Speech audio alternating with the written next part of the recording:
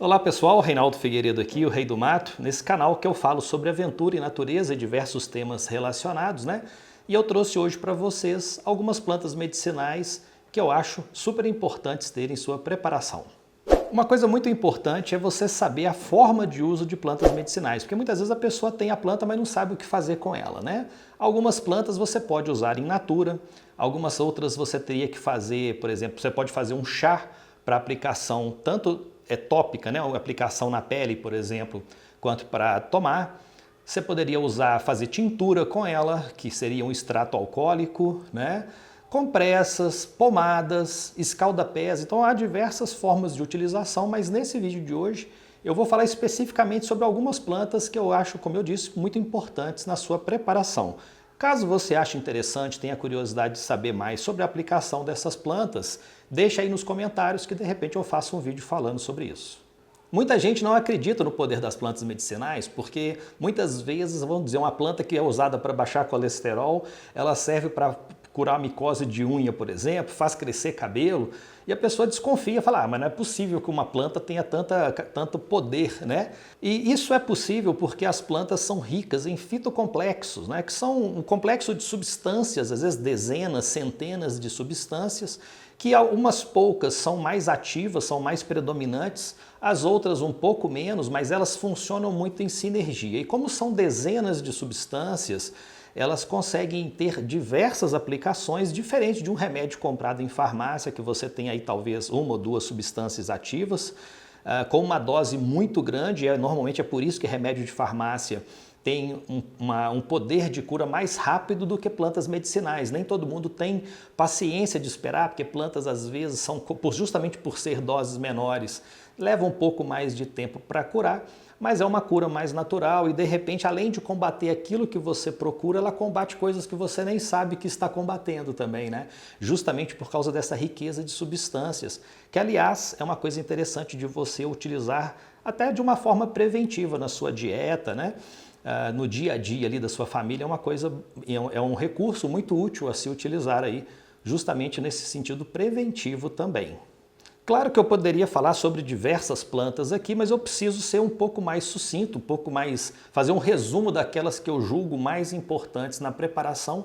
Aliás, plantas medicinais e preparação é um assunto muito pouco explorado, né? Que eu pretendo futuramente em outros vídeos trazer mais plantas para vocês, mais uma vez, achando interessante, deixa aí nos comentários, né? E hoje eu trouxe basicamente 4 plantas e já vou começar com aquela que eu julgo talvez aí a mais poderosa de todas. Sempre que você lê, pesquisa ou estuda algo sobre plantas medicinais, é inegável o valor e a importância da cúrcuma ou açafrão da terra. Nos cursos que eu tive a oportunidade de fazer sobre plantas medicinais, em absolutamente todos os cursos e todos os capítulos ela estava presente. A cúrcuma seria uma planta que, se você tiver que pensar num anti-inflamatório, não tem para ninguém. Ela, com certeza, é a planta mais importante nesse sentido. Esse termo açafrão, ele se confunde às vezes porque o açafrão verdadeiro é o estigma de uma flor, uma parte de uma flor, né? Muito usada na culinária, principalmente culinária mediterrânea, mas essa flor não tem nada a ver com a cúrcuma ou açafrão da terra que a gente está falando aqui nesse vídeo, né? O açafrão da terra, apesar de ter um nome em comum com a flor, e muita gente simplesmente usar apenas açafrão, são plantas completamente diferentes, né? O açafrão da terra tem como nome científico cúrcuma longa, então por isso aí o termo cúrcuma também ser utilizado. Inclusive na aromatologia, o óleo essencial é chamado de turmérico, então quem curte aromatologia, óleos essenciais, talvez você, dependendo da marca, não consiga encontrar com o termo açafrão. Turmérico seria o termo adequado então aí na aromatologia. A cúrcuma é um anti-inflamatório de largo espectro, quer dizer, ela funciona para vários tipos de inflamação, para basicamente todos os sistemas do corpo humano. E ela também tem propriedades analgésicas, ela é imunoprotetora, tem potencial antifúngico, antiviral, é cicatrizante, como eu falei, você poderia usar, por exemplo, no uso, né, na sua pele. Não tem contraindicação, quer dizer, para ela se tornar tóxico teria que ser uma quantidade tão absurda que dificilmente alguém conseguiria fazer uso de tanta cúrcuma assim. Então você pode usar sem medo de contraindicações. Ela é uma raiz, uma planta que não exige tantos cuidados assim, como um cultivo relativamente fácil. E o que normalmente se faz com a cúrcuma é secar a raiz num forno e depois ralar, fazendo uso do pó. É muito usado como tempero, uma planta usada aí milenarmente na Índia. Então fica a dica da cúrcuma para você ter nas suas preparações. Você tanto pode ter a planta quanto poderia de repente manter a raiz também, o próprio pó já preparado, né? Já deixar isso na sua cozinha ali. É um tempero que você com certeza vai conseguir usar por muito tempo, vai ter uma vida útil muito longa. Não é uma coisa que é perecível, então é algo muito importante de você ter em sua preparação. Uma outra planta muito importante para você ter em sua preparação é o louro, né? O Lauro nobilis. O louro era usado na antiguidade para fazer as suas coroas de louros, né? Ali para os guerreiros da Grécia e da Roma antiga, justamente pelo simbolismo que essa planta traz com ela. Inclusive o verbo, quando a gente quer premiar alguém, fala que vai ser laureado, tem origem da mesma palavra que o louro. O louro é um anti-infeccioso de largo espectro. Isso significa que ele combate diversos tipos de bactérias, de fungos, de vírus, né? Então é uma planta que quando você quiser combater uma infecção, o louro vai ser uma das principais opções que você poderia ter disponível aí. Além da sua propriedade anti-infecciosa, o louro também é um antálgico potente, antiespasmódico e expectorante. E justamente por ele combater vírus, fungos e bactérias, né, ele ajuda a conservar alimentos. É comum, inclusive, você às vezes comprar uma lata de feijão, uma lata de feijoada no supermercado e quando você abre, normalmente vem com uma folha de louro ali dentro, né? Não é coincidência que seja assim. Inclusive é comum usar o louro justamente com feijão, com outros molhos, justamente por essa sua propriedade de conservar os alimentos. E também essa função sua bactericida, fungicida e antiviral faz com que suas folhas se conservem por muitos meses ou até anos. Se você tiver acesso à própria planta e conseguir tê-la num vaso, seria super interessante. Como às vezes é difícil conseguir e ter uma planta robusta, forte, às vezes é complicado, você pode fazer uso da folha seca, como eu disse, a durabilidade dela é muito grande e acho fundamental ter o louro aí nas suas preparações justamente pela sua propriedade de conservar os alimentos, além de ter um sabor interessante que funciona bem com muitos pratos aí. Uma coisa importante de você saber é que o louro pode ter algum potencial alérgico, principalmente para uso tópico, tá? Porque poderia, de repente, criar alguma sensibilidade ali, de queimar um pouco a pele. Eu acho pouco provável que numa baixa concentração, num chá ou numa tintura, por exemplo, você vai desenvolver isso. Normalmente, quem desenvolve um pouco de alergia são em concentrações muito altas, como, por exemplo, em óleos essenciais, né, que a concentração realmente é altíssima. Às vezes, para você ter 1 ml de óleo essencial, dependendo da planta, você tem que ter, às vezes, quilos e quilos de uma folha, então a concentração realmente é muito alta e por isso o potencial alérgico é maior, né?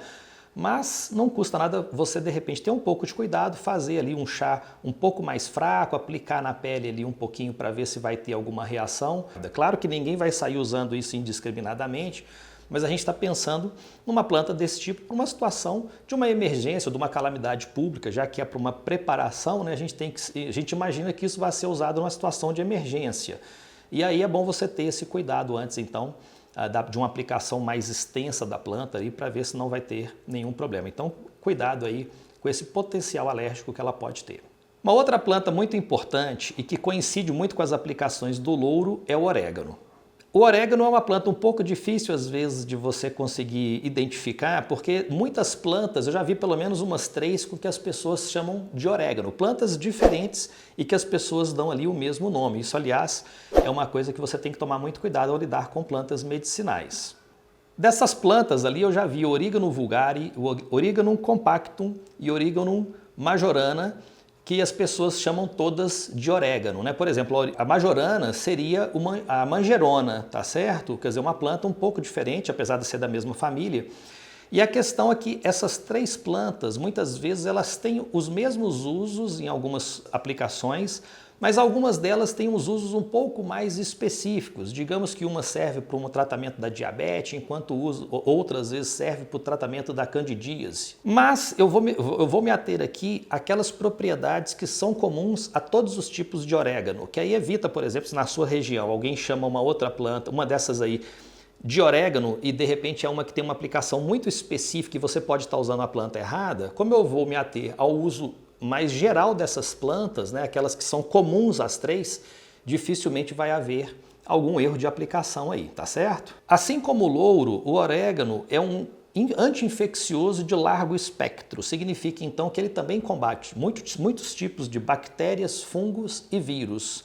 Eu recomendaria o uso dela caso você tenha usado o louro para algum fim e você não tenha tido um bom resultado. Digamos que seja você teve algum tipo de micose, por exemplo, que o louro não conseguiu combater, porque talvez, apesar dele ser de largo espectro, talvez para aquele tipo de fungo ele não teve uma boa aplicação. Quem sabe então o orégano não vai cobrir essa área ali que o louro não conseguiu e vice-versa, né? O orégano também é muito utilizado para infecções, para tratar infecções respiratórias e digestivas. Não é à toa que ela é muito usada na culinária do Mediterrâneo, né? Especialmente culinária italiana, que a gente sempre vê o uso do orégano ali usado em larga escala. Você pode usá-la, ter o vaso da própria planta e cultivar a planta ali no seu vasinho, e também pode usar a folha seca, que vai ter uma durabilidade muito grande pelos mesmos motivos ali da folha de louro, né?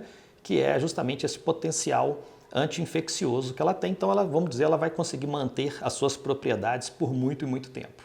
Ela tem um potencial dermocáustico se usado numa grande concentração. Então, mais uma vez, você vai fazer o uso de uma xícara de chá, você vai tomar essa xícara de chá ou vai aplicar na pele, dificilmente você vai sentir alguma coisa. De qualquer maneira, é importante você tomar um pouquinho do chá, por exemplo, sentir se não vai ter nenhuma reação, às vezes, no estômago, ou na própria pele, mas esse potencial dermocáustico é só em altíssimas concentrações, especialmente no seu óleo essencial. Eu, particularmente, nunca vi alguém ter problema com o uso de tintura, de chá, embora a tintura é uma concentração um pouco mais alta do que o chá, né? De qualquer maneira, é sempre importante você ter cuidado, fazer um teste antes de ter o uso da planta mais extensivo aí. E a última planta que eu trago aqui nesse vídeo, então, é a lavanda, né? A lavanda, que inclusive existem várias plantas do mesmo gênero, né? Embora algumas delas também tenham usos muito específicos que outras do mesmo gênero ali não vão ter, eu trouxe aqui as aplicações mais gerais da lavanda, de forma que você não vai ter problemas caso você use uma espécie ou outra. O grande poder da lavanda é de ser uma planta que combate depressão, ela é uma planta ansiolítica, que proporciona também boas horas de sono, então é uma planta calmante. Muita gente, inclusive, usa o chá dela para tomar. Eu, particularmente, não é um sabor que me atrai para tomar, não. Mas existem, inclusive, receitas feitas de lavanda. Mas, normalmente, o que a gente normalmente vê o uso dela é mais para uso tópico também e principalmente para perfumar travesseiros, perfumar roupas, né?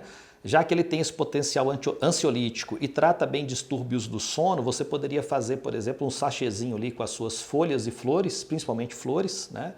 E usar ali debaixo do travesseiro. A importância da lavanda para um preparador, na minha opinião, seria mais por essa questão de conforto mesmo, já que numa situação de calamidade, de caos, a gente também precisa de ter um cuidado com a gente mesmo, um cuidado com esse lado psicológico, né? Então acho que vai proporcionar boas horas de sono, além do que não subestime as outras propriedades que ela tem, porque além de ser calmante e ansiolítica, ela também é um potencial anti-inflamatório, analgésico, cicatrizante, antisséptico e também combate a enxaqueca. Ela é uma planta tão importante na antiguidade que o verbo lavar vem justamente da mesma palavra que deriva a palavra lavanda. Alfazema é uma palavra que se associa muito a ela também, que normalmente é usada para o perfume da planta, né? Mas acaba que por extensão as pessoas chamam lavanda também de alfazema. A lavanda não tem contraindicação, então é uma planta também muito segura de se usar. E de curiosidade, para quem conhece aromatologia, aromaterapia, ela foi ali a planta que desencadeou todo o estudo da aromaterapia, porque o pai da ciência, ele teve uma queimadura, eu estou encurtando aqui muita história, tá? Ele teve uma queimadura muito séria e só conseguiu combater a infecção mergulhando sua mão em tonéis de lavanda.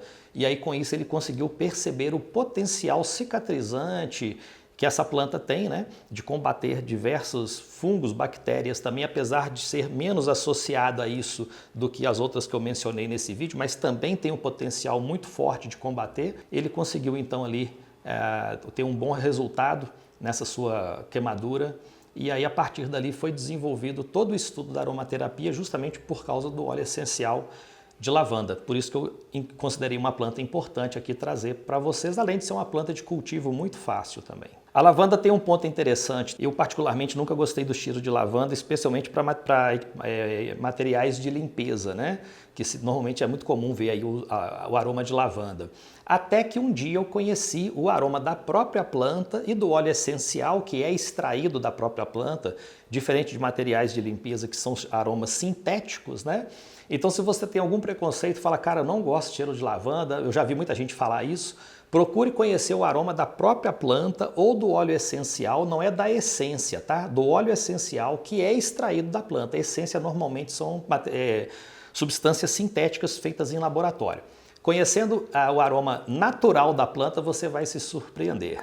Bom, é isso. Eu trouxe aqui 4 plantas medicinais, daquelas que eu julgo ser das mais importantes, né? Mas é claro que não encerra aqui as possibilidades. E claro, faltou tal planta e você esqueceu de tal. É natural, não tem como eu trazer todas as plantas de uma vez. Trouxe as 4 daquelas que eu julgo ser as principais, porque tanto pode ser usado na alimentação quanto em uso externo também, né?